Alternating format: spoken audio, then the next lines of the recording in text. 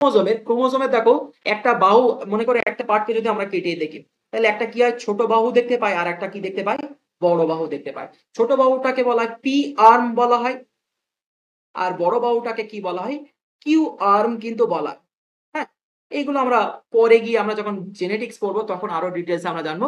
শুধু মাথায় রাখবা যে ক্রোমোজোমের ছোট বাহুটাকে কি বলা হয়, পি আর্ম বলা হয়, পি আর্ম কিন্তু বলা হয়, অর্থাৎ পি টাইপ, পি ফর হচ্ছে পি টাইপ, আর কিউ ফর হচ্ছে কিউনি। হ্যাঁ, সেই কিউ ওয়ার্ডটাকে নিয়ে কিন্তু হচ্ছে কিউ আর্ম কিন্তু বলা হয়। এবার দেখো, এই ক্রোমোজোমের ভিতরে কি দেখতে পাই, এরকম অসংখ্য নিউক্লিওজোম কিন্তু আমরা দেখতে পাই। নিউক্লিওজোমের ভিতরে হিস্টোন প্রোটিনটা কেমন অবস্থায় থাকে, না অক্টামেরিক ফর্মে কিন্তু থাকে। এরপরই আমরা সেটা আমরা দেখতে পাবো। ঠিক আছে, এইবার দেখো, এই যে যে মোটামুটি ক্রোমাটিন ক্রোমাটিন যে আমরা দেখতে পাই, সেই ক্রোমাটিনের ভিতরে কিন্তু আমরা দুটো এরিয়া আমরা দেখতে পাই, একটা হচ্ছে ডার্ক এরিয়া আর একটা হচ্ছে লাইট এরিয়া। তো সেই ডার্ক এরিয়াটাকে কি বলা হয়, আমরা হেটেরোক্রোমাটিন বলা হয়, আর লাইট এরিয়াটাকে কিন্তু ইউক্রোমাটিন বলা হয়।